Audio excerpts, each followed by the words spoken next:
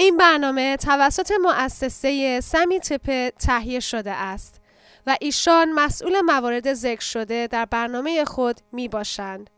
مؤسسه سمی تپه مسئول مفاد ذکر شده در برنامه هایی که از مؤسسه های دیگر تهیه شده نمی باشند.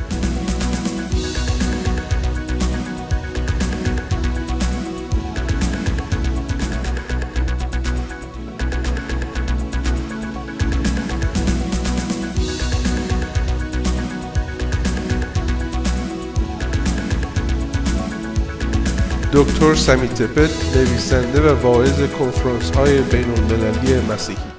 You see, if you're thirsty for God, اگه تشنه خدا هستید، your focus has to be God and God alone. تمرکز فکری شما باید خود خداوند باشه و خداوند و بس. And you've got to seek Him. پس باید او رو جستجو And He بکنید. must be your only focus. و باید تنها تمرکز فکری شما رو او باشه. And in that prayer meeting, و در اون زمان دعا و پرستش، God spoke to my heart. خداوند با من صحبت کرد. And He said, Sammy, the reason you have become tired, the reason you have become weary is because you have not waited upon me in the way I want you to wait upon me. گفت سمی، دلیلی که خسته شدی، دلیلی که داری ضعیف میشی، به خاطر این هستش که در حضور من دیگه به اون شکل قدیمی منتظر نمیمونی. And so I committed myself to waiting upon the Lord. پس دوباره خودم رو به تعهد جدیدی دادم در زندگیم که برم به حضور خدا و منتظر اون بمونم. And I stood among all the people and I said, I have sinned.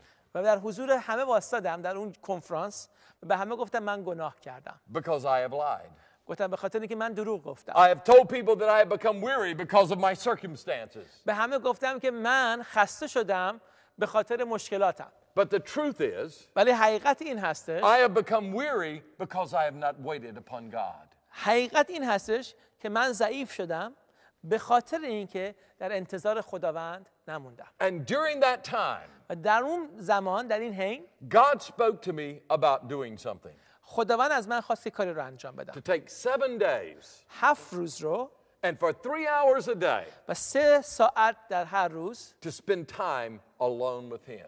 که در 3 ساعت در روز با اون وقت تنهایی Now, بگذارم. I didn't think He wanted me to do that for the rest of my life. از من نخواست که برای تا آخر عمرم این کارو بکنم. But for the next 7 days after this conference, برای 7 روز بعد از این کنفرانس that I was to take 3 hours a day alone with God. که در اون 7 روز 3 ساعت در روز با اون تنها وقت Now, there's صرف کنم. something you must understand. میخوام یه چیزی رو شما درک بکنید. I'm very busy. خیلی سر من شلوغه. I have much work to do. خیلی کار بس انجام I have to بدم. prepare messages. باید پیام ها رو آماده I have بکنم. administration, a team to lead. باید یک گروهی رو منظم بکنم و اداره بکنم. And I didn't have 3 hours every day. و از دید من 3 ساعت نداشتم که بدم برای خداوند هر روز. So this is what I had to do. و بنابراین مجبور شدم که این کارو I کنم. had to take my agenda and look at my agenda. باید به تمامی کارهایی که بس در روزمره انجام میدادم نگاه میکردم And I had to see what was important and what was not و important. باید اون وقت چیکار میکردم نگاه کنم که چه چیزی مهم بود و چه چیزی اونقدر مهم نبود. And do you know what I discovered? و میدونید چه چیزی رو کشف کردم؟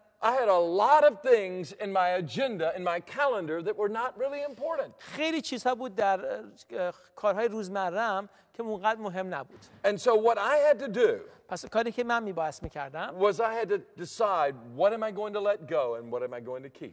پس تصمیم بس میگرفتم که چه کاری رو بس ول میکردم، چه کاری رو بس نگه میداشتم. Because you see, there's something that every one of us have the equal amount of. همه ما در یک چیز یکسان داریم از یه چیزی. Whether you live in Germany or Belgium or the United States or Iran, اگه تو آمریکا، آلمان، بلژیک یا هر جای دنیا زندگی میکنید، همه ما یه چیزی رو یکسان داریم. we have something that is exactly the same. همه ما از این یک چیز یکسان داریم. We have 24 hours همه ما in one day. 24 ساعت وقت داریم در روز. And God says, here, I'm giving you 24 hours today.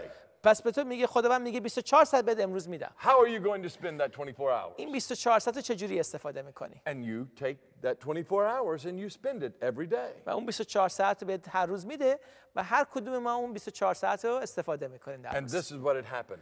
و این اتفاق برای من افتاد. My time schedule had been filled with good things, اسکیجول من با اتفاقات و کارهای نیکو پر شده بود، but not the best things. ولی نه با کارهای عالی.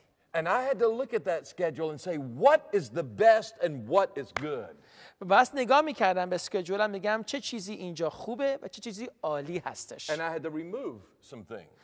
اون یه چیزایی رو بس از روی اسکیجولم برمی‌داشتم. Have you ever moved into a new apartment or a new house? تا به حال وارد خانه جدید یا آپارتمان جدیدی شدید؟ And when you first moved in, you thought, how am I going to fill this apartment? How am I going to fill this house? وقتی که وارد خونه جدیدی که بزرگتر هستش میشید اولین فکری که میاد میگه که من چجوری میتونم این خونه رو پر بکنم. Because you didn't think you had enough furniture or enough things to fill the house. به خاطر اینکه وقتی وارد خونه جدیدی میشی که بزرگتره اسباب اساسی قدیمیتون کافی نیستش که اونجا رو پر بکنه. But after living there for 10 years, ولی بعد 10 سال اونجا که زندگی میکنید you think, where did all of this junk come from? بعد نگاه میکنید میگین تمام این آشغالا از کجا اومده که این خونه رو پر کرده. And because you had just filled it up with things. به خاطر اینکه خونه‌تون رو یواش یواش پر میکنید The دیگه. same thing happens with our time. همون اتفاق هم برای وقت ما میافته. Oh, we start off with God. اول که با خداوند شروع We میکنیم love God. عاشق خدا We're هستیم. passionate for ما God. هیجان داریم برای We خدا. have time alone for ما God. وقت تنهایی و انفرادی برای خدا Our داریم. hearts are thirsty for God. قلب ما برای خداوند تشنه هستش. But as we go through life, ولی وقتی که از زندگی عبور میکنیم we pick up baggage. همینطوری یک کیف از اینجا برمیداریم یه چیز از اینجا برمیداریم Time baggage. و چیزایی که وقتمون رو میگیره. And we pick up this good thing and that good thing. یه کار خوب رو از اینجا برمیکنیم یه خدمت خوبی هم از اینجا برمیداریم And we fill our schedules with good things. و 24 ساعتمون رو با این کارهای خوب پر میکنیم. And our time with God is squeezed out. و وقتمون که برای خداوند کنار گذاشته شده بود هی کمتر و کمتر میشه. And so what God does is He leads us into a desert, into a wilderness, پس من خداوند مجبور چیکار بکنه؟ ما رو برداره به یک صحرا وارد so بکنه that we become thirsty. که توی این صحرا تشنه بشیم دوباره. As the deer pants for the waters, so my soul longs after you, O God. همونطوری که یک آهو تشنه نهرهای آب هستش روح من هم باید تشنه خدا بشه. So as a good shepherd, He leads us into that desert, into that wilderness. پس به عنوان یک شبان نیکو خودش عمدن ما رو وارد صحرا میکنه. When I went to that conference, وقتی من وارد اون کنفرانس شدم I did not know it then, اون موقع نمیدونستم but God was preparing me ولی خداوندش من رو آماده میکرد for a desert like I had never experienced برای before. صحرایی که تا به حال تجربه نکرده بودم. Because 1 year after that به conference, خاطر اینکه یک سال بعد از اون کنفرانس just a little over a year ago now, تقریبا یک سال پیش به اضافه یک ماه تقریبا I went to my doctor رفتم به حضور دکترم just for an annual checkup to see how I was doing. برای یک آزمایش سالانه. And he said, Sammy, we have some blood tests back and it does not look good. گفت سمی ما آزمایشات خونی که از تو گرفتیم زیاد نتیجه مثبتی نداشته. Because the blood tests say that you may have prostate cancer. چون آزمایشی که خونی که از تو داریم به نظر میرسه که تو سرطان پروستات داری. I said, could the test be wrong? آیا میتونین تست اشتباهی جواب داده باشه؟ He said, maybe so. We'll take the test again. گفت شاید دوباره تست میکنیم. So I took the test again. دوباره تست کردن. And they went up and were even worse. گفت نه مثل که حتی نتیجه بدتری هم داد. So I went to a specialist. رفتم به یک متخصص And he took a biopsy. و از من بیوپسی کرد. And I told my wife, و به خانمم گفتم به تکست before we found out the answer to the biopsy, قبل از اینکه حتی نتیجه بیوپسی رو پیدا کنیم I feel like this is cancer. گفتم احساس میکنم که 100% سرطان رو دارم. The Lord had spoken to my heart. خداوند با قلب من صحبت کرده بود. And I just knew in my heart that it was cancer. و میدونستم که سرطان رو دارم. But this may sound strange to you. شاید به نظر آنچه که میخوام بگم عجیب به نظر بیاد. I knew that God was in the cancer. من میدونستم که دست خداوند در این سرطان هست. Now I know some people say, "Oh, brother Sammy, God couldn't be in the cancer." میدونم که بعضی شاید اعتقاد داشته باشن که خداوند نمیتونه توی این سرطان دستی داشته باشه. But for me, I knew that God was in the cancer. ولی برای شخص خودم میدونستم که دست خدا در این مسئله یه جایی هست. And so I embraced the cancer. پس من در واقع سرطان رو و این خبر رو در آغوش گرفتم. And I said, God, if I'm going to have cancer, خداوند اگه میخوام سرطان داشته باشم then I want to have cancer for your glory. ولی میخوام این سرطان رو برای جلال تو داشته باشم. So whatever happens, که هر اتفاقی که بیفته whether I live or whether I die, یا زنده بمونم یا بمیرم، whether I suffer or whether I'm healed, اگه شفا پیدا کنم یا حتی زجر I بکشم، want it to be for your glory and for your honor. میخوام برای جلال تو باشه پدر. And so we went to the doctor, پس رفتیم پیش دکتر. and he said it is cancer. گفت بله 100% سرطان دارم. And then he began to tell me what my options for treatment و were. بعد گفتش که خب که اینا آپشنای تو هستن برای شفا. And I said, I already know what I want to do من میدونم باید چی کار بکنم because the Lord has spoken to my heart, چون خداوند به قلبم صحبت کرده بود. and I know what I need to do. و من میدونم باید چی کار بکنم. And so I was going to have surgery. گفتم باشه بیایم و جراحی بکنیم. Now, you have to understand, I have two grandfathers that both died early. دو تا پدر بزرگ داشتم که در سن جوانی تقریبا جان داده بودن، فوت کرده بودن. One grandfather died from this kind of cancer, یکی از پدر بزرگا از طریق سرطان پروستات جان داده بود and the other grandfather died from surgery. و دومیش هم به خاطر در حال جراحی پروستات کنسر جان داده. So both things, the cancer and the surgery, looked very frightening to me. هر دوتاش برای من ترسناک بود. But I went into the surgery, رفتم توی این جراحی. and I said, Lord, this is yours. خداوند این مال تو هستش. And the last thing that I remember in the surgery, before I went into the surgery, قبل از آخرین چیزی که یادم هستش قبل از اینکه وارد جراحی بشیم، was with this hand I held my wife's hand, با این دستم دست خانممو داشتم. and with this hand I held the doctor's hand, who was a Hindu, by the way. هندو. و با این دستم دست جراحمو داشتم که یه هندو بود. And I said, I want to pray with you. گفتم میخوام با شما دعا کنم. And the last thing that I remember before going into Never Never Land آخرین چیزی که قبل از اینکه بیهوش بشم یادم هست was praying دعا کردم and asking God to be glorified whatever happened. و از خداوند خواستم که جلال پیدا بکنه هر اتفاقی که بیفته. And the surgery was successful. و ولی خب جراحی موفقیت آمیز بود. And I was in the hospital for a couple of days. برای چند روز بیمارستان بودم. And then I went home. رفتم خونه. And at my home, و در خونه که بودم that first night, شب اولی که خونه برگشته بودم I had some bleeding problems. یه مشکل خونریزی پیدا کردم. And so there was a little fear in my heart. یه مقدار ترس وارد قلبم شد. But God had done something in my life. ولی خداوند در قلبم یک کاری رو کرده بود. He had brought me to the place of being thirsty. به جای منو برده بود که من تشنه شده بودم دوباره. And so friends had sent me books to read and DVDs to watch because they said, oh, you're going to have a lot of time on your hands during this recuperation period. و دوستان من برام کتاب فرستاده بودن، دیویدی فرستاده بودن، گفتن خب چون وقت زیادی خواهی داشت که صرف بکنی، خب اینا رو بخون و نگاه کن. And I said, no. گفتم نه. I know what this time is for. من میدونم که این وقت برای چی هستش. As the deer pants for the waters. همونطوری که آهو تشنه آب هستش. So my soul longs after you, oh God. قلب من، روح من تشنه حضور تو هستش خداوندا. This time was for God. این وقت مال خداوند بود. And if you remember, I told you the man who said that he was my brother. اصلا هستش درباره اون مردی که گفت که برادر من هستش. Well, during that process, I learned one thing about myself. یه چیزی درباره خودم پیدا کردم وقتی که داشتم سعی می‌کردم جستجو بکنم. Which I was totally surprised at. که نمیدونستم درباره زندگی خودم. But my family, I come from a Native American Indian background. چون بس جستجو می‌کردم که آیا این صحبتی که این شخص کرده بود حقیقتی یا نه، پیدا کردم که از یک نسل سرخپوستان خودم اومدم. Which I had no idea of before that. اصلا نمیدونستم که میتونستم از نسل سرخپوستا اومده So باشم. when I had the surgery, وقتی که داشتم جراحی می‌کردم، that first night that I went to bed, when I was at home, شب اولی که خونه برگشته بودم، I had a dream. یک رویایی داشتم. And in that dream, I saw two Native American Indians. تو اون خوابی که بودم، دو تا سرخپوست تو خواب دیدم. And they were sitting on a hill. و روی تپه نشسته بودن. And they were just looking out over a field like they were looking into the future. و داشتن از طریق اون بالای تپه به یه دشت بازی نگاه می‌کردن، مثل اینکه دارن به آینده نگاه می‌کنن. One was an old Indian man and one was a young Indian boy. و یکیشون یک مرد سرخپوست پیرسالی بود و دیگری یک جوان سرخپوست بود. And they were just looking. فقط داشتن نگاه می‌کردن. And then I heard two words. و فقط دو تا کلمه رو شنیدم. Wounded deer. آهوی ضربه دیده، آهوی ضربه دیده. And those words just began to echo in my mind.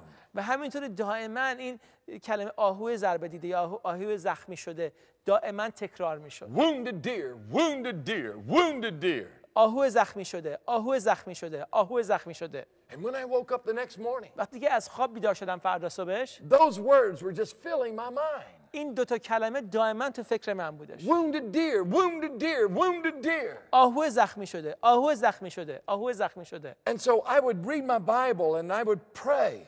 بعد انجیلمو میگرفتم و شروع میکردم دعا کردن. And I would get up and I would walk and I would just sing praises to God. شروع میکردم راه رفتن با سختی و دعا کردن. And I would just worship the Lord. شروع میکردم پرستش کردن خدا. But those two words just kept echoing in my mind. Wounded deer, wounded deer, wounded deer. ولی این دوتا کلمه دائما تو فکر من، تو ذهن من بود. آهو زخمی شده، آهو زخمی شده، آهو زخمی And so I شده. said, God, what is this? These two words, wounded deer. از خودم منظور از این دو کلمه چی هستش؟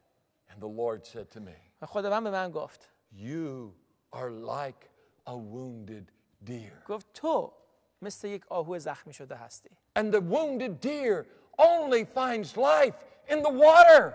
و یک آهو زخمی شده فقط و فقط حیات رو در یک آب پیدا And می‌کنه. the same thirst that a wounded deer has, و همون تشنگی که یک آهو زخمی شده داره تو زندگی. you must have in your heart. تو باید پیدا بکنی در زندگی و And you قلبت. must go to the waters and you must drink from the waters. بس به آب، به نهرهای آب بری و شروع بکنی نوشیدن. And I said, oh God, I'm thirsty. خدایا من تشنت هستم. I'm thirsty. من تشنت هستم. As the deer pants for the waters, oh, my soul longs after you, oh God. همونطوری که یک آهو تشنه نهرهای آب، من هم تشنه تو شدم. And do you know what happened in those moments? میدونید در اون زمانها چه اتفاقی افتاد؟ Oh, God came and visited me. خداوند با من ملاقات زیادی And کرد. his presence was so real. و واقعا حضورش واقعی بود برام. And those minutes turned into hours. اون دقایق به ساعت‌ها تبدیل And شد. those hours turned into days. و اون ساعت‌ها به روزها تبدیل And شد. those days turned into weeks. و اون روزها به هفته‌ها And مبدل those شد. weeks turned into months. و اون هفته‌ها به ماه‌ها تبدیل And for شد. 3 months, برای 3 ماه. all I did was worship Jesus Christ. برای 3 ماه تنها کاری که کردم پرستش بود. And those 3 months تو اون 3 ماه were the greatest months of my Christian life. بهترین ماه‌های زندگی مسیحی من بودن. God came and God met with me. خداوند اومد و خداوند با من ملاقات کرد. And what everyone said, oh, this is a terrible thing. وقتی که دیگران میگفتن این اتفاق بسیار بدی که برای تو This افتاده، cancer that you have. این سرطانی که برای تو به وجود اومده، God said to me, ولی خداوند بهم گفت I will renew your strength. گفت من قوت تو رو دوباره در میان همین سختی تازه خواهم When کرد. you're diagnosed with cancer, وقتی که یه نفر بهتون میگه سرطان داری، you take a good, deep, and hard look at your life. باید با یک نظر جدید و عمیقی به زندگیتون دوباره نگاه کنید. And when I had this diagnosis from the doctor, وقتی که دکترها به من گفتن که سرطان دارم، I began to ask this question. از خودم سوال کردم Sammy, what have you done with your life? با زندگی چی کار کردی سمی؟ What have you dreamed about doing with your life? چه رویاهایی برای زندگی خودت داشتی؟ Have you pursued those dreams? آیا اون رویاها رو دنبال کردی؟ Have you fulfilled those dreams? آیا اون رویاها رو به دست آوردی؟ And as I began to think about that, ولی وقتی که شروع کردم فکر کردن، God has been so good to me. خداوند چقدر نیکو بوده تو زندگی من. Every dream that He has put in my heart, هر رویایی که تو قلب من گذاشته، He has brought to pass, همه‌شو به انجام رسونده. with the exception of one dream. ولی فقط یکیش مونده. And that one dream goes all the way back 30 years ago و اونم اولین رویایی بود که به 30 سال پیش به دست آوردم. to the man that I talked about in the last session. و درباره اون مردی که هفته این جلسه دیشب دربارش صحبت کردم. Who is my running partner.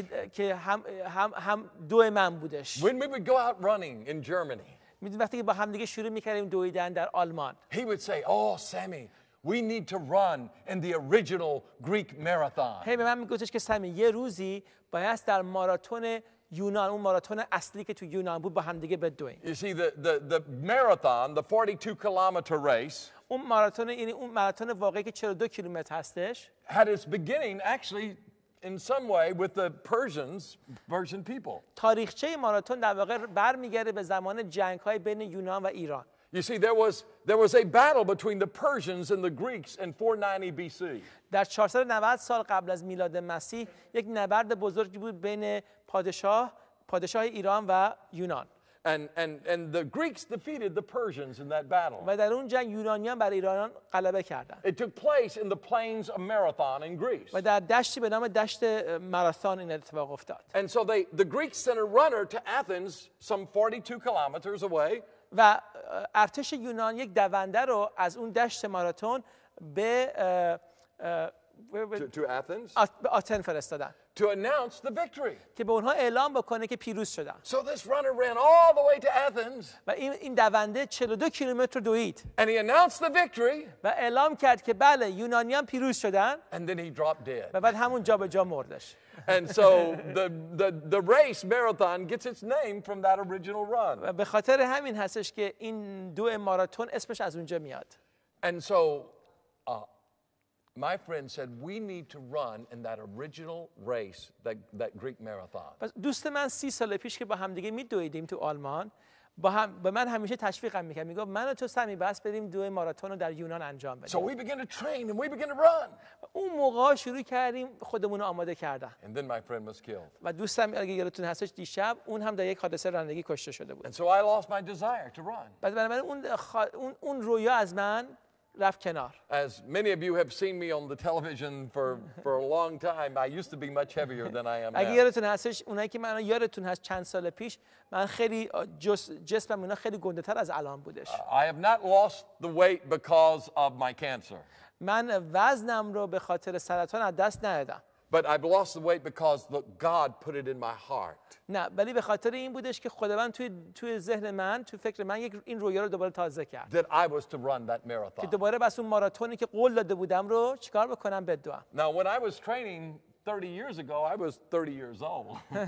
وقتی که من داشتم اولین بار خودم رو آماده می‌کردم 30 سالم بود. Now I'm 61. و الان 61 سالم هستش. And so I said, but Lord, can I do this? گفتم خدایا مگه من میتونم ماراتون بدوم؟ And so the Lord put it in my heart ولی خداوند در قلب من گذاشت to run that marathon. که این ماراتون رو بدوم. So I said, well, before I can run a marathon, I need to run a half marathon. گفتم قبل از اینکه بتونم ماراتون رو بدوم بس یه نیمه ماراتون رو بدوم. So in my city where I grew up, they have a half marathon. در شهری که من زندگی میکنم تو سن آنتونیو یک مسابقه نیم ماراتون دارن. And so I decided I would run in that marathon. گفتم half marathon. گفتم خودم وارد اون مسابقه نیم ماراتون I would میکنم. run 21 kilometers. 21 کیلومتر خواهم دوید. And so I began to train for it, but I only had 3 months to get ready. فقط 3 ماه داشتم که برای این ماراتون خودم رو آماده کنم بعد از جراحیم.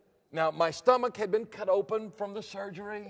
و شکم من رو باز کرده بودم به خاطر این جراحی. I had scars all in my stomach. و میدونید جای از جراحی باقی مونده بود. They had held my arm up in the surgery, and so I had messed up my shoulder. و یه مقداری به خاطر جراحی هم که انجام شده بود شونم ناراحت شده بود. And when I first started running, I had a foot problem. وقتی که شروع کردم دویدن مشکل پاهم داشتم. And so all I could do was walk like this. تنها کاری که میتونستم بکنم این که اینجوری راه برم. And I said, how am I going to run a half marathon like this? چجوری من قراره که با این قیافه و این شکل و این موقعیتی که الان دارم بیام یه نیم ماراتون رو چیز بکنم.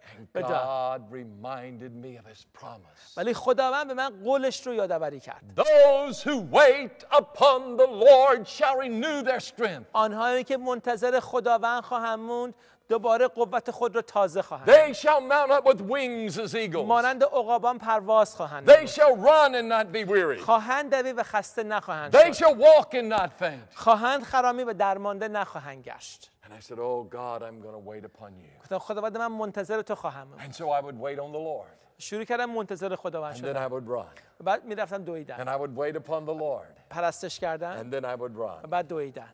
So then the day came for me to run this half marathon. روزی اومد که قرار بود من این نیم ماراتون رو بدوم. And I didn't know if I would be able to do it. نمیدونستم که قادر خواهم بود یا نه. But I ran in that half marathon. ولی رفتم و دویدم And I finished. و تمومش کردم. And I said, thank you, Jesus. گفتم خدا رو شکر عیسی But مسیح. not only did I finish, نه تنها تموم کردم مسابقه but رو. I came in second place in my age division. بلکه دومین شخص شدم در گروه خودم.